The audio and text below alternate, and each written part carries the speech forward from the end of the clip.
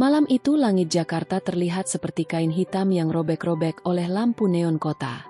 Dari lantai paling atas gedung Arshad Tower, monumen kaca dan baja setinggi 72 lantai yang menjadi lambang kekuasaan Camellia, semua terlihat kecil, rapuh, hampir tak berarti. Camellia berdiri di balkon ruang VIP pribadinya, tangan memegang gelas martini kosong, mata menatap ke bawah tanpa benar-benar melihat. Angin malam menusuk kulitnya yang terlindung gaun satin hitam pendek, tapi dia tidak bergeming. Dingin sudah menjadi teman lama. 2 tahun, 3 bulan, dan 14 hari sejak pesawat pribadi suaminya, Arifin Arsyad, jatuh di Selat Malaka. Laporan resmi menyebutkan kegagalan mesin, tapi Camellia tahu ada yang disembunyikan. Dokumen rahasia yang ditemukan di brankas pribadi suaminya setelah kematiannya membuktikan itu. Transaksi gelap, suap kepada pejabat tinggi, dan nama-nama yang seharusnya tidak pernah muncul di buku catatan seorang Taipan Property. Arifin meninggalkannya dengan tahta yang terlalu besar, hutang yang disembunyikan rapi, dan lubang di dada yang tak pernah benar-benar tertutup. Dia menghela napas panjang. Aroma parfum oud-nya bercampur dengan bau asap rokok elektrik yang masih menempel di jarinya. Rapat malam ini berlangsung sengit. Direksi ingin merger dengan konglomerasi asing yang haus akan tanah di Jakarta Selatan. Camellia menolak mentah-mentah.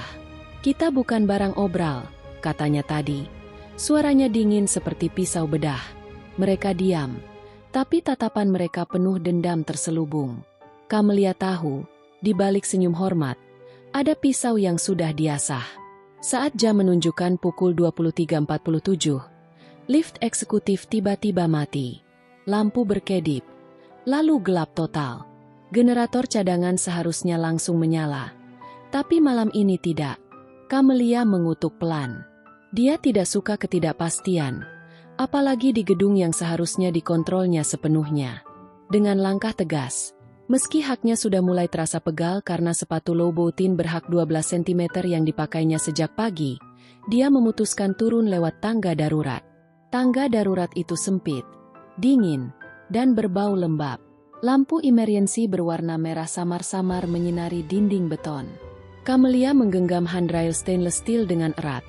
Tumitnya berdenting keras di setiap anak tangga. Pikirannya masih penuh dengan angka-angka merger, ancaman saingan, dan bayangan Arifin yang semakin pudar setiap hari. Dia tidak sadar langkahnya mulai terburu-buru.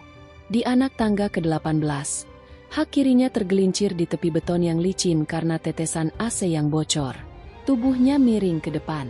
Instingnya berteriak agar tangan kanan mencengkeram handrail lebih kuat. Tapi terlambat. Kaki kanannya mendarat salah. Pergelangan membengkok ke arah yang tak wajar. Rasa sakit meledak seperti petir menyambar tulang. Camellia menjerit. Suara yang jarang sekali keluar dari mulutnya. Lalu jatuh duduk di anak tangga. Tangan memeluk kaki yang sudah mulai membengkak dengan cepat. "Ark, sialan!" Napasnya tersengal. Keringat dingin membasahi dahi. Rasa sakit itu bukan sekadar nyeri fisik. Ia seperti mengingatkan bahwa di balik segala kekuasaan, dia tetap manusia yang bisa jatuh, bisa rapuh, bisa kesakitan sendirian. Dia merogoh saku gaun, mengeluarkan ponsel, tapi sinyal di tangga darurat nyaris nol. Dengan susah payah dia menyeret tubuh ke atas lagi, naik 2 anak tangga, sampai akhirnya sinyal muncul 1 bar. "Rina!" Suaranya pecah saat panggilan tersambung. "Ke tangga darurat. Lantai 54.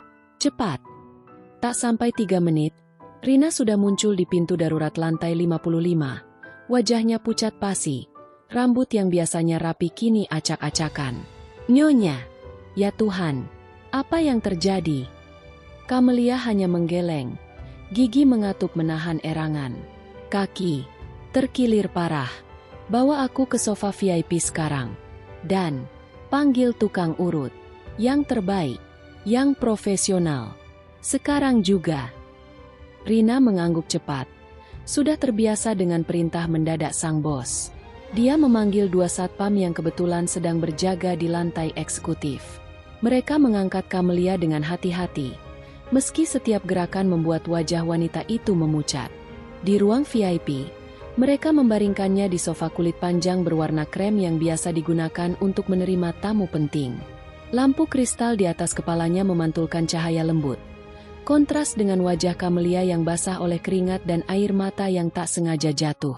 Rina berlutut di sampingnya, memeriksa pergelangan kaki yang sudah membiru. Sudah bengkak sekali, Nyonya. Harus ke dokter. Tidak, potong Kamelia tajam. Aku benci rumah sakit. Aku cuma butuh dipijat sampai bengkaknya surut. Panggil orang yang biasa urut atlet atau pebisnis kelas atas, yang tahu caranya menangani cedera tanpa membuatku terlihat lemah. Rina mengangguk lagi, lalu bergegas keluar sambil menelepon kontak-kontak rahasianya. Kamelia menutup mata, mencoba mengatur napas.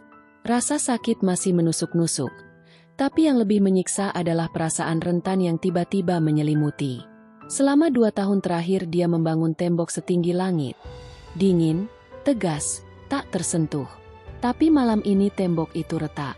Dia sendirian di penthouse seluas 800 meter persegi, dikelilingi kemewahan. Namun tak ada satupun orang yang benar-benar peduli apakah dia baik-baik saja. Dia membuka mata, menatap langit-langit yang dihiasi lukisan fresco modern. Pikirannya melayang ke masa lalu. Arifin pernah memijat kakinya setelah hari yang panjang. Tangannya kasar namun lembut. Selalu diakhiri ciuman di dahi. Sekarang hanya kenangan. Dan kenangan itu terasa semakin jauh. Semakin dingin. Tak lama kemudian Rina kembali. Wajahnya sedikit lega. Sudah ada yang datang. Nyonya. Namanya Denny. Dia terkenal di kalangan atlet dan eksekutif. Katanya bisa sampai dalam 20 menit karena kebetulan sedang di kawasan SCBD. Kamelia hanya mengangguk lemah. Bagus. Siapkan ruangan. Matikan lampu utama. Nyalakan yang redup. Aku tak mau terlihat seperti pasien. Rina menurut. Tak sampai 20 menit kemudian, bel pintu penthouse berbunyi. Kamelia mendengar langkah kaki tegas mendekat. Jantungnya, entah kenapa, berdetak sedikit lebih cepat. Bukan karena sakit, melainkan karena antisipasi yang tak bisa dijelaskan. Pintu ruang VIP terbuka pelan. Seorang pria masuk. Tinggi, bahu lebar, kaos hitam polos yang menempel pas di dada dan lengan berotot. Celana jeans gelap, sepatu sneakers putih bersih, tas selempang hitam digantung di bahu kanan. Rambutnya pendek rapi, sedikit acak karena angin malam. Wajahnya, ya Tuhan, rahang tegas, hidung mancung, mata hitam dalam yang seolah bisa menembus apapun. Bibir tipis melengkung tipis saat dia mengangguk hormat ke arah Kamelia. Saya Denny. Suaranya dalam, tenang, tapi ada getar maskulin yang sulit diabaikan.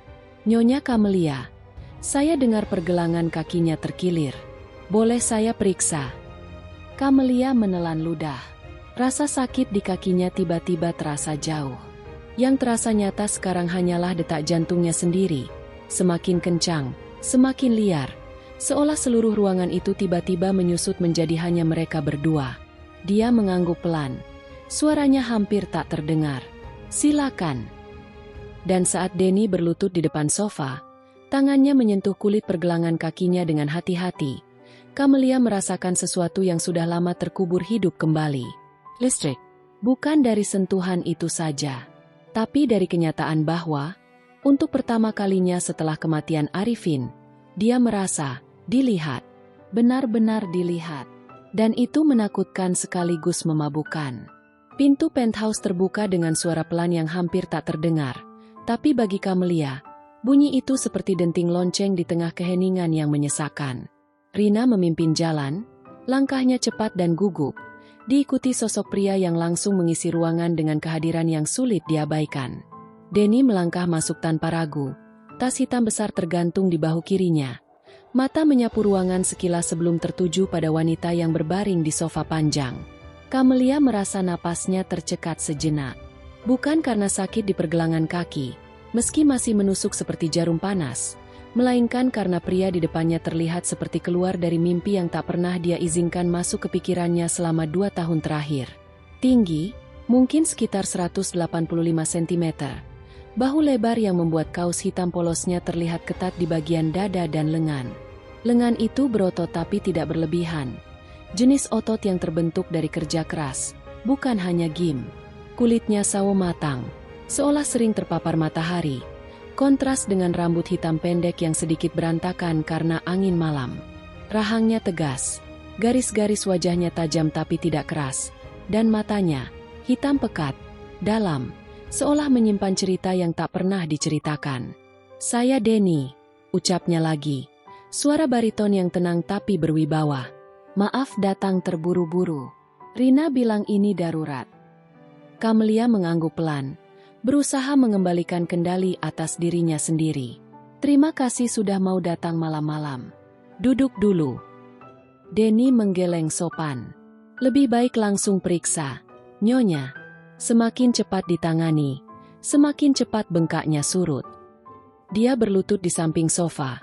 Gerakannya halus tapi pasti, seperti orang yang sudah terbiasa berada di posisi rendah tapi tetap memancarkan kekuatan. Rina mundur beberapa langkah, berdiri di dekat pintu, matanya bolak-balik antara bosnya dan pria asing itu. Ada sesuatu di tatapan Rina, kecurigaan, mungkin iri, atau sekadar kewaspadaan bawaan sekretaris yang tahu betapa rapuhnya reputasi seorang CEO perempuan. Denny membuka tasnya, mengeluarkan botol minyak urut khusus, handuk kecil, dan sarung tangan lateks tipis. Tapi dia tidak langsung memakainya. Pertama-tama, matanya memeriksa pergelangan kaki Camelia dengan teliti, tanpa menyentuh dulu. Jari-jarinya melayang di atas kulit yang sudah membiru, seolah membaca cedera melalui udara. "Pergelangan kanan, grade 2 mungkin," gumamnya pelan, lebih kepada diri sendiri. Sudah ada pembengkakan signifikan. Memar mulai menyebar ke telapak kaki. "Nyonya jatuh dari ketinggian berapa anak tangga?"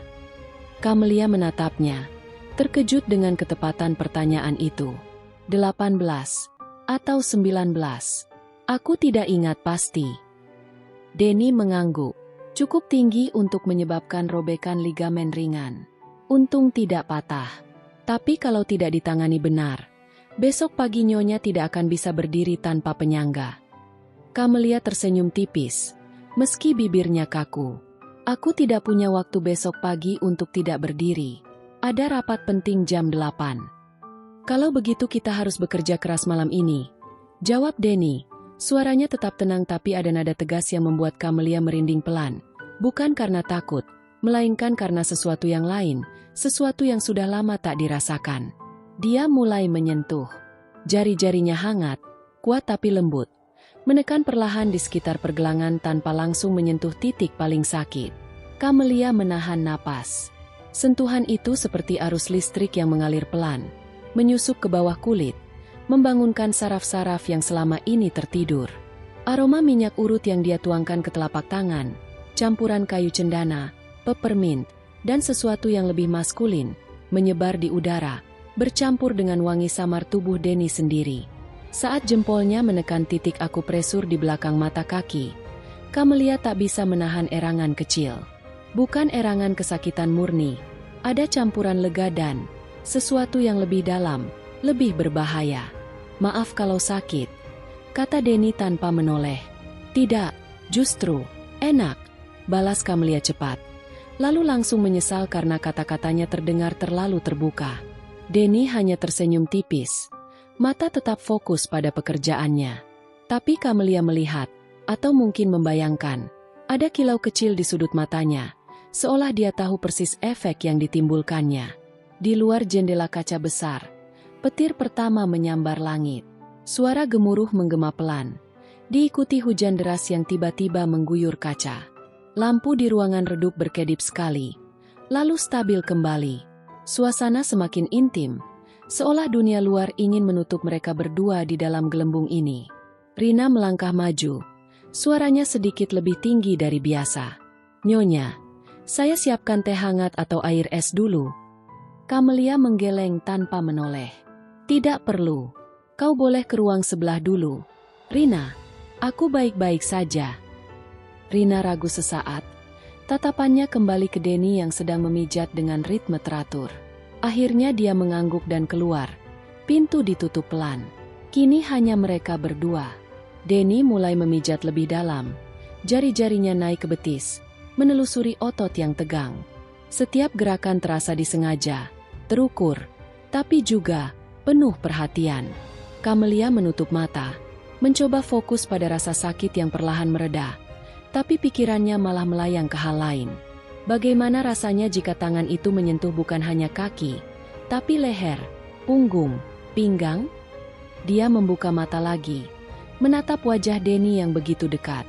Garis rahangnya terlihat lebih jelas di bawah cahaya lampu temaram. Ada bekas luka kecil di dekat alis kirinya, hampir tak terlihat kecuali dari jarak ini. Kamelia bertanya-tanya dari mana bekas itu berasal. Pertarungan? Kecelakaan? Atau sesuatu yang lebih pribadi? Kau biasa menangani kasus seperti ini? Tanyanya, suara serak. Denny mengangguk tanpa berhenti bekerja. Banyak. Atlet basket, pebisnis yang kecapean, kadang model yang salah pakai high heels. Tapi kasus Nyonya agak spesial. Cedera di tangga darurat gedung sendiri. Biasanya orang jatuh di gym atau lapangan, bukan di istana kaca. Kamelia tertawa kecil, tapi tawanya terdengar getir. Istana kaca yang bisa runtuh kapan saja. Denny diam sejenak, jari-jarinya berhenti di betis, lalu melanjutkan lagi. Gedung ini kokoh, yang rapuh mungkin bukan betonnya. Kata-kata itu menggantung di udara, berat. Kamelia menatapnya tajam. Kau tahu siapa aku? Saya tahu nama perusahaan ini, jawab Denny jujur. Dan saya tahu cerita tentang Nyonya Kamelia Arsyad. Sulit tidak tahu kalau tinggal di Jakarta. Kamelia menelan ludah. Lalu kenapa kau masih mau datang? Banyak tukang urut yang menolak pasien seperti aku. Terlalu berisiko, terlalu banyak mata yang mengawasi. Denny mengangkat bahu ringan. Saya bukan orang yang lari dari risiko. Lagi pula, saya dengar Nyonya butuh bantuan malam ini. Itu saja yang saya pikirkan. Hening lagi. Hanya suara hujan dan napas mereka yang saling bersahutan. Denny mulai membalut pergelangan dengan kain elastis khusus. Gerakannya cepat tapi lembut. Saat dia menyelesaikan, tangannya sempat menyentuh telapak kaki Kamelia. Sentuhan tak sengaja yang membuat wanita itu menahan desah kecil. Sudah lebih baik? Tanya Denny. Suaranya lebih rendah sekarang. Kamelia mengangguk pelan. Jauh lebih baik. Tapi dia berhenti. Kata-kata selanjutnya terasa terlalu berani, terlalu mentah untuk diucapkan oleh seorang CEO yang selalu mengontrol segalanya. Tapi Denny menatapnya. Mata hitam itu seolah menarik jawaban keluar. Kamelia menarik napas dalam. Tapi aku belum puas. Senyum tipis muncul di bibir Denny. Bukan senyum sombong, melainkan senyum yang mengerti. Dia tidak bergerak, hanya menunggu. Di luar, petir menyambar lagi, lebih dekat, lebih keras. Lampu berkedip 2 kali. Dan di antara kilatan cahaya itu, Kamelia merasa sesuatu bergeser di dalam dadanya. Tembok yang selama ini dia jaga rapat-rapat mulai retak, dan retakan itu terasa, membebaskan. Denny melanjutkan pemijatan dengan ritme yang semakin dalam. Jempolnya menekan titik-titik di sepanjang betis Kamelia. Naik perlahan ke betis bagian dalam yang tegang. Setiap tekanan terasa seperti gelombang kecil yang menghantam dinding bendungan di dalam tubuhnya. Sakit yang lama terpendam, tapi juga kenikmatan yang tak diundang. Kamelia menggigit bibir bawahnya keras, mencoba menahan suara yang ingin lolos. Bukan erangan kesakitan lagi. Ini sesuatu yang lebih primitif, lebih liar. Cahaya lampu temaram di ruang VIP membuat bayangan mereka menari pelan di dinding kaca. Hujan di luar semakin deras. Air mengalir deras membentuk sungai tipis di permukaan jendela, seolah kota di bawah sedang menangis. Petir sesekali menyambar, menerangi wajah Denny sesaat. Garis rahang yang tegas, bulu mata panjang yang hampir tak terlihat di kegelapan, dan bibir yang sedikit terbuka karena konsentrasi. Kamelia tak bisa berhenti menatapnya. Jarak mereka begitu dekat hingga dia bisa mencium aroma samar dari tubuh pria itu. Campuran sabun mandi netral, minyak urut kayu cendana, dan sesuatu yang lebih dalam. Bau pria yang sehat, yang pernah berkeringat tapi tak pernah bau busuk. Napas Denny hangat menyapu paha bagian bawahnya setiap kali dia membungkuk lebih dalam untuk menekan titik akupresur di belakang lutut. Setiap hembusan itu seperti hembusan angin panas yang membakar kulitnya dari dalam. Kau sangat ahli, gumam Kamelia. Suaranya serak, hampir tak terdengar di antara deru hujan. Denny mengangkat pandangan sekilas. Mata hitamnya bertemu mata Kamelia.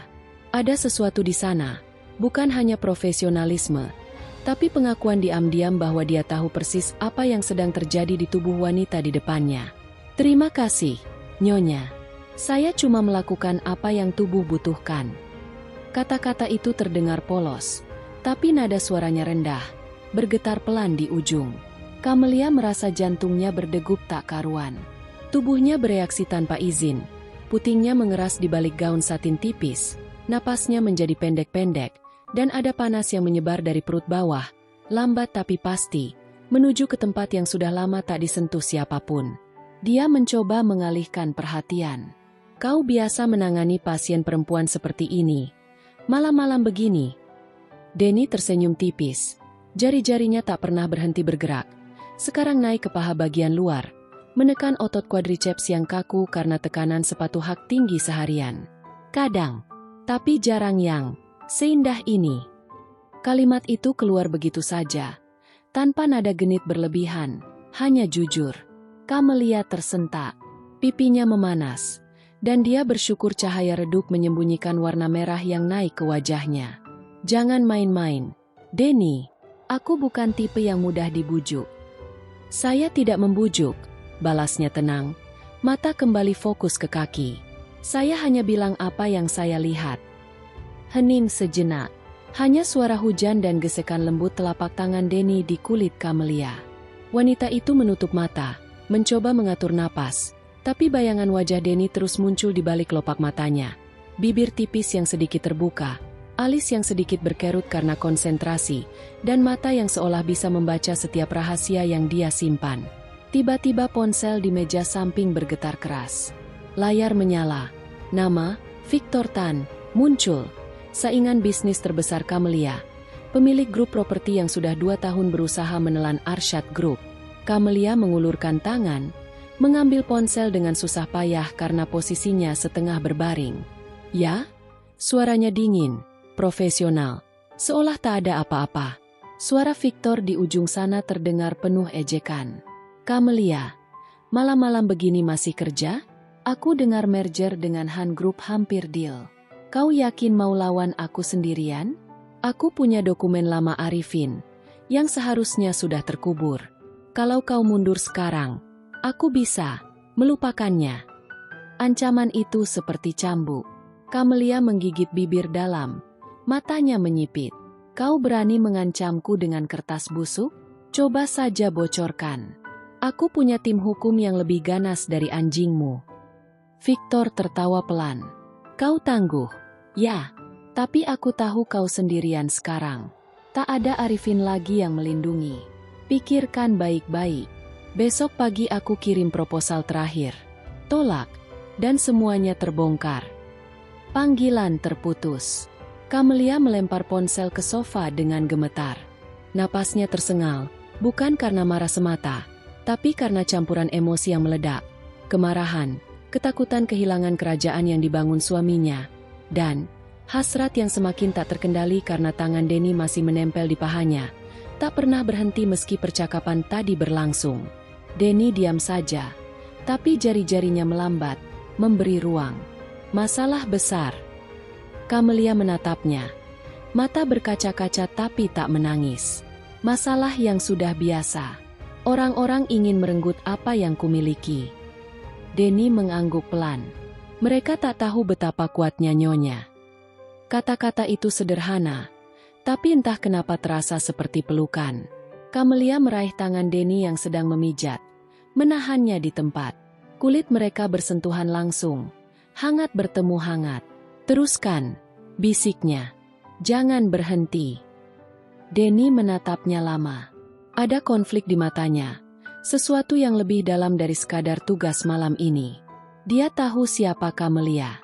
Dia tahu nama Arsyad Group pernah menghancurkan karir ayahnya bertahun-tahun lalu. Proyek tanah yang digusur paksa, kontrak yang diputus sepihak, dan ayahnya yang akhirnya jatuh sakit karena stres. Dendam itu masih ada, membara pelan di dadanya. Tapi sekarang, melihat wanita ini, rapuh, kuat, cantik, dan begitu haus akan sentuhan, membuat dendam itu goyah. Dia melanjutkan memijat, tapi gerakannya berubah. Lebih lambat, lebih sensual.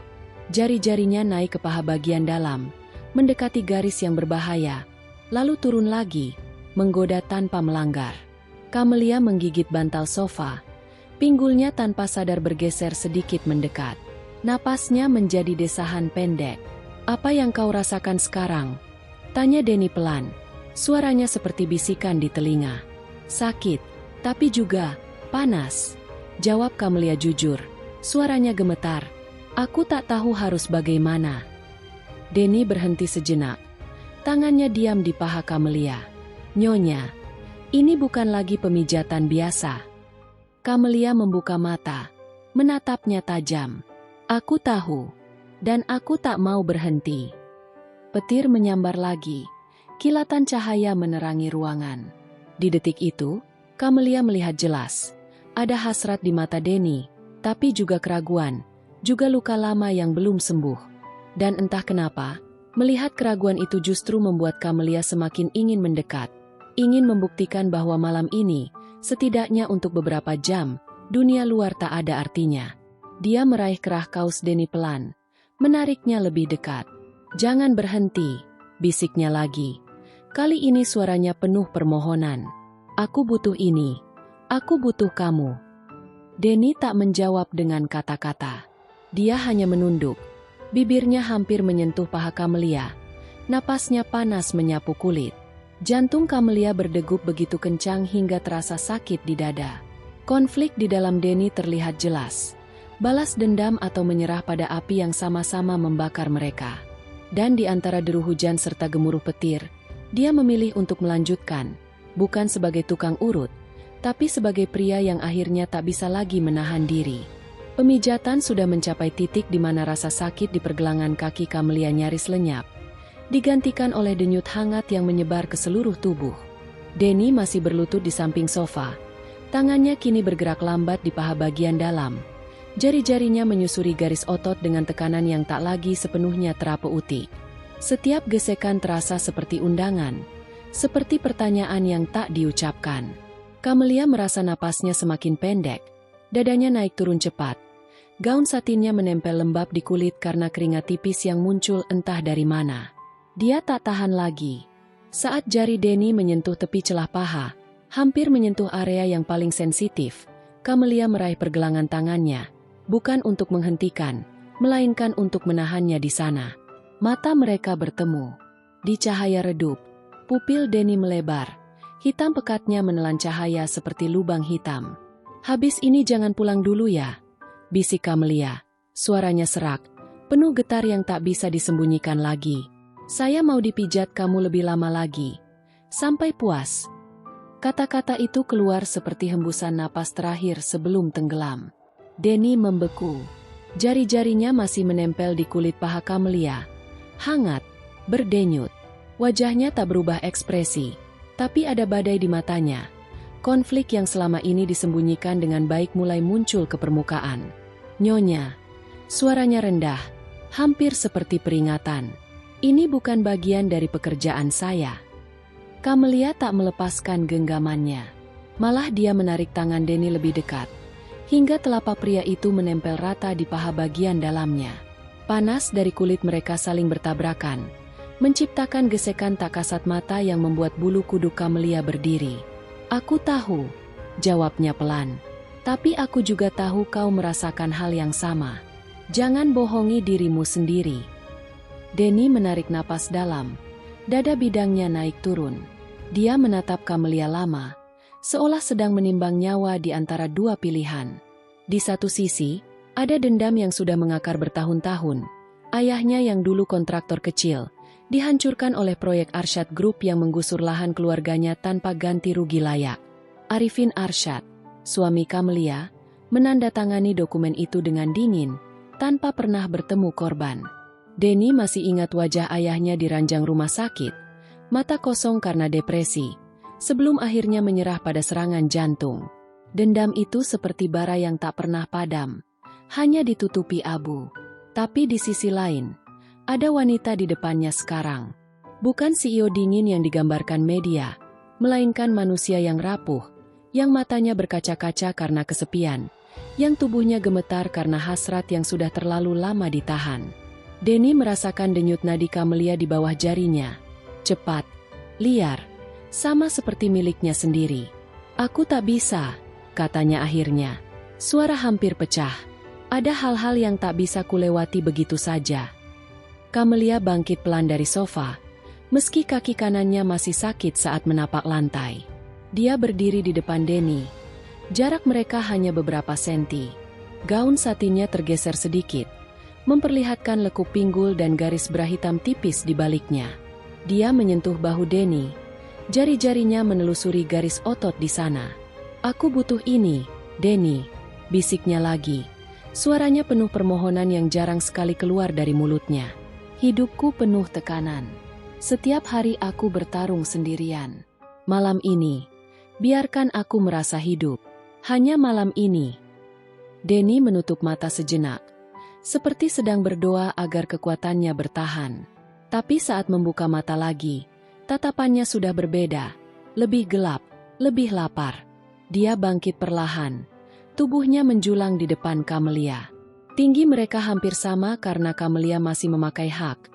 Tapi aura Denny membuatnya terasa lebih besar, lebih mendominasi. Sebelum dia sempat menjawab, pintu ruang VIP terbuka dengan keras. Rina berdiri di ambang pintu, memegang map dokumen tebal. Wajahnya memerah karena campuran kaget dan amarah. Matanya langsung tertuju pada tangan Kamelia yang masih di bahu Denny, pada jarak yang terlalu dekat, pada ekspresi yang tak bisa disembunyikan lagi. Nyonya, suara Rina bergetar.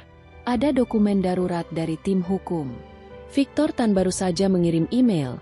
Dia mengancam akan membocorkan transaksi lama ke media malam ini juga kalau merger tidak dibatalkan. Kamelia menoleh, tapi tak melepaskan sentuhannya dari Denny. Taruh di meja. Aku akan baca nanti. Rina tak bergerak. Matanya beralih ke Denny, lalu kembali ke Kamelia. Ada sesuatu di tatapan sekretaris itu, bukan hanya kekhawatiran profesional. Ada iri yang selama ini tersembunyi rapi, iri karena Kamelia memiliki segalanya, kekuasaan, kekayaan, dan sekarang, perhatian dari pria yang bahkan Rina sendiri diam-diam kagumi saat pertama melihatnya masuk. Nyonya, ini serius, tekan Rina. Suaranya naik 1 oktav. Kalau ada skandal malam ini, semuanya bisa runtuh. Saya sudah melihat banyak hal untuk Anda, tapi ini beda. Kalau sampai ada foto atau saksi. Apa maksudmu? Potong Kamelia tajam. Rina menelan ludah, tapi matanya tak gentar. Saya setia, Nyonya, tapi saya juga punya batas. Kalau ini bocor, kalau orang tahu CEO Arsyad Group tidur dengan tukang urut malam ini, reputasi Anda hancur. Dan saya tak mau ikut tenggelam. Ancaman itu menggantung seperti pisau di udara. Kamelia merasakan darahnya mendidih. Bukan karena takut, melainkan karena amarah melihat orang yang selama ini dipercaya berani mengancam. Tapi di saat yang sama, jantungnya berdegup kencang karena ketakutan lain. Ketakutan kehilangan momen ini, kehilangan Denny sebelum semuanya benar-benar dimulai. Denny melangkah mundur pelan, melepaskan diri dari sentuhan Kamelia. Mungkin lebih baik saya pergi sekarang. Tidak. Kamelia menoleh cepat. Tangannya meraih lengan Denny lagi. Kau tak kemana-mana. Rina tertawa kecil, getir. Lihat, ini sudah kebablasan. Nyonya, pikirkan perusahaan. Pikirkan nama Arifin yang Anda junjung selama ini. Nama Arifin seperti tamparan. Kamelia menatap Rina dengan mata menyala. Jangan sebut nama suamiku seenaknya. Kau tak tahu apa-apa tentang dia, atau tentang aku. Rina menggeleng. Saya tahu cukup. Dan kalau Nyonya melanjutkan ini, saya tak bisa diam. Saya punya rekaman CCTV di koridor. Saya bisa saja. Cukup, bentak Kamelia. Suaranya menggema di ruangan. Keluar, Rina. Dan kalau kau berani bocorkan satu kata pun, aku pastikan karirmu selesai besok pagi. Bukan ancaman, janji. Rina terdiam. Wajahnya memucat. Tapi matanya masih penuh dendam. Akhirnya dia meletakkan map di meja dengan keras. Berbalik. Dan keluar sambil membanting pintu. Hening menyelimuti ruangan. Hanya suara hujan dan napas mereka yang saling kejar. Kamelia menoleh ke Denny. Matanya berkaca-kaca tapi penuh tekad. Aku tak peduli lagi. Aku mau kau malam ini. Ikut aku. Dia meraih tangan Denny, menariknya pelan menuju pintu samping yang mengarah ke kamar tidur pribadinya. Ruangan yang tak pernah dimasuki orang lain selain dirinya sendiri sejak kematian Arifin. Denny tak melawan. Tapi saat mereka melangkah melewati ambang pintu, dia berhenti sejenak. Menatap Kamelia dengan tatapan yang penuh badai. Kalau aku masuk sekarang, katanya pelan. Semuanya berubah. Tak ada jalan kembali. Kamelia menatapnya balik. Bibirnya melengkung tipis. Senyum yang penuh tantangan dan kerinduan. Aku sudah muak dengan jalan yang aman, bisiknya. Aku ingin kau mengubah segalanya. Dan dengan itu, dia menarik Denny masuk. Pintu tertutup pelan di belakang mereka. Meninggalkan dunia luar bersama ancaman Rina, badai hujan, dan dendam yang masih membara di dada pria itu. Pintu kamar tidur pribadi Kamelia tertutup dengan klik pelan yang terdengar seperti palu menghantam kaca. Ruangan itu luas, dinding berlapis panel kayu mahoni gelap, tempat tidur king size dengan spray sutra abu-abu yang belum pernah disentuh orang lain sejak 2 tahun lalu. Lampu samping ranjang menyala redup, hanya cukup untuk membentuk bayangan panjang di lantai marmer. Hujan di luar masih mengamuk, petir sesekali menyambar, menerangi ruangan sekejap seperti kilatan kamera yang tak diinginkan. Kamelia berdiri di depan Denny. Jarak mereka tinggal beberapa senti. Napasnya cepat, dadanya naik turun. Gaun satin hitamnya sudah tergeser di bahu kiri, memperlihatkan kulit putih yang sedikit berkilau karena keringat. Dia meraih kerah kaus Denny dengan kedua tangan, menariknya turun hingga bibir mereka bertemu dalam ciuman pertama yang ganas, penuh lapar yang tertahan terlalu lama. Denny tak melawan. Tangannya langsung melingkar di pinggang Kamelia, menarik tubuh wanita itu menempel erat. Ciuman mereka seperti benturan badai, bibir saling menekan, lidah bertaut dalam ritme liar, gigi sesekali menyentuh tanpa sengaja. Kamelia merasakan tubuh Denny keras, panas, berdenyut di bawah kain tipis. Dia mengerang pelan ke dalam mulut pria itu. Suara yang selama ini terkunci di tenggorokan akhirnya lolos. Tapi tiba-tiba Denny mundur, memutus ciuman dengan napas tersengal. Matanya gelap, penuh konflik yang kembali membara. Aku tak bisa, katanya. Suara serak seperti tercekik. Ayahku, hancur karena perusahaanmu. Arsyad Group menggusur lahan keluargaku. Ayahku kehilangan segalanya. Kontrak, rumah, kesehatan. Dia mati karena stres itu. Dan suamimu, Arifin, dia yang menandatangani semuanya. Kata-kata itu seperti air es yang disiram ke tubuh Kamelia. Dia mundur selangkah, tangannya masih memegang lengan Denny, tapi genggamannya lemas. Matanya melebar, berkaca-kaca. Kau tahu dari dulu. Denny mengangguk pelan. Aku tahu nama Arsyad sejak kecil. Aku tak pernah bilang karena aku pikir ini cuma pekerjaan. Tapi sekarang, aku tak bisa berpura-pura. Kamelia menutup mata. Air mata akhirnya jatuh 1 tetes, lalu 2. Bukan karena dendam Denny, tapi karena kebenaran yang selama ini dia tolak. Aku tak tahu, bisiknya. Suara pecah. Aku tak pernah tahu detailnya. Arifin, dia bilang itu bisnis biasa. Aku percaya dia. Aku bodoh. Dia ambruk ke tepi ranjang. Tangan menutup wajah. Bahunya bergetar. Denny berdiri di tempat. Dadanya naik turun cepat. Dia ingin pergi. Pintu masih dekat. Hujan di luar bisa menutupi langkahnya. Tapi kakinya tak bergerak. Melihat Kamelia seperti itu, wanita kuat yang selama ini dia anggap musuh, kini rapuh, menangis diam-diam, membuat sesuatu di dadanya retak. Dia berlutut di depan Kamelia. Tangannya ragu-ragu menyentuh lutut wanita itu. Aku tak menyalahkanmu sepenuhnya, katanya pelan. Tapi luka itu nyata. Aku datang malam ini karena aku ingin melihat sendiri siapa Camelia Arsyad. Apakah dia monster seperti yang kubayangkan? Camelia menurunkan tangan, menatap Denny dengan mata merah. Dan sekarang, Denny menatap balik. Lama. Sekarang aku melihat wanita yang kesepian, yang bertarung sendirian, yang masih bisa menangis. Dia bangkit, mendekat lagi. Kali ini gerakannya lambat, penuh kehati-hatian. Tangannya menyeka air mata di pipi Camelia dengan ibu jari kasar. Sentuhan itu lembut, hampir penuh kasih. Camelia menarik napas dalam, lalu meraih leher Denny, menariknya turun hingga bibir mereka bertemu lagi. Kali ini bukan ganas, melainkan lambat, dalam, penuh penyesalan dan pengampunan yang tak diucapkan. Mereka jatuh keranjang bersama. Gaun Camelia terlepas pelan. Kain satin meluncur ke lantai seperti air. Tubuh Denny menutupi tubuhnya. Berat tapi hangat. Mereka bersatu pertama kali dengan penuh gairah mentah. Gerakan cepat, napas tersengal. Kuku Camelia mencakar punggung Denny meninggalkan garis merah tipis. Klimaks datang seperti gelombang yang menghantam karang, membuat Camelia menjerit pelan. Nama Denny terucap untuk pertama kali tanpa embel-embel, nyonya. Setelah itu, mereka diam sejenak. Tubuh saling menempel, keringat bercampur. Denny mencium dahi Camelia. Bibirnya berlama-lama di sana. "Maafkan aku," bisiknya. "Aku tak seharusnya bawa masa lalu ke sini." Camelia menggeleng. Jari-jarinya menelusuri bekas luka kecil di alis Denny. "Aku yang minta maaf. Untuk ayahmu. Untuk semuanya.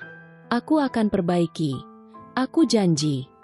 Kedua kalinya lebih lambat, lebih penuh perasaan. Denny bergerak pelan. Mata tak pernah lepas dari wajah Camelia, seolah ingin menghafal setiap ekspresi. Camelia membalas dengan pelukan erat. Kakinya melingkar di pinggang Denny, menariknya lebih dalam. Mereka berbisik di antara desahan, kata-kata maaf, kata-kata rindu, kata-kata yang tak pernah terucap sebelumnya.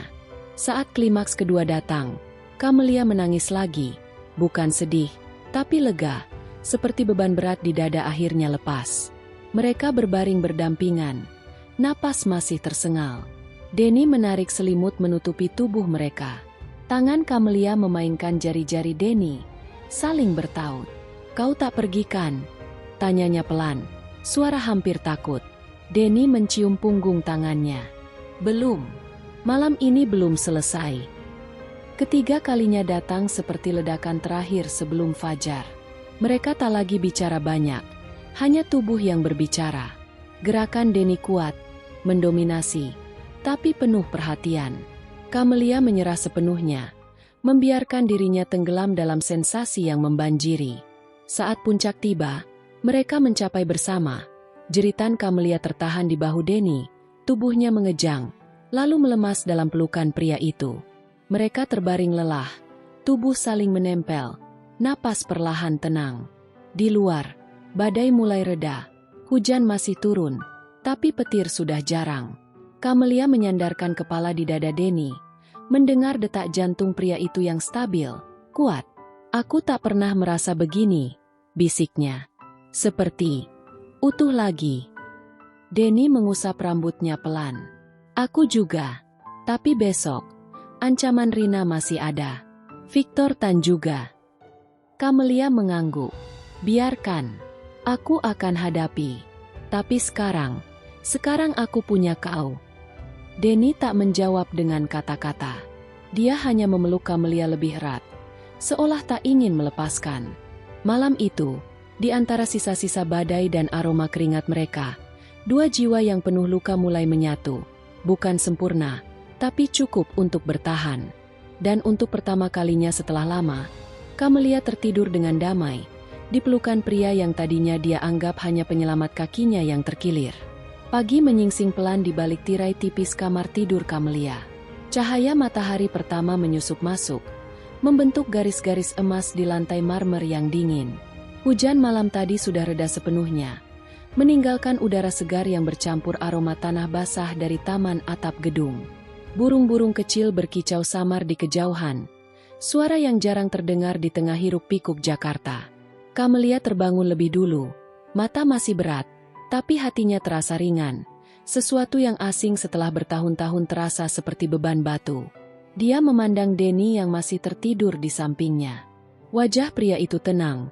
Garis rahang yang biasanya tegang kini rileks. Bibir sedikit terbuka, napasnya teratur. Lengan kanannya melingkari pinggang Kamelia secara naluriah. Seolah tak ingin melepaskan meski dalam mimpi. Kulitnya hangat. Dada bidangnya naik turun pelan. Kamelia menyentuh pipinya dengan ujung jari. Lembut sekali, takut membangunkan. Bekas luka kecil di alis Denny terlihat lebih jelas di bawah sinar pagi. Jejak masa lalu yang kini tak lagi terasa seperti penghalang. Kamelia tersenyum kecil. Air mata tipis menggenang di sudut mata. Bukan tangis sedih.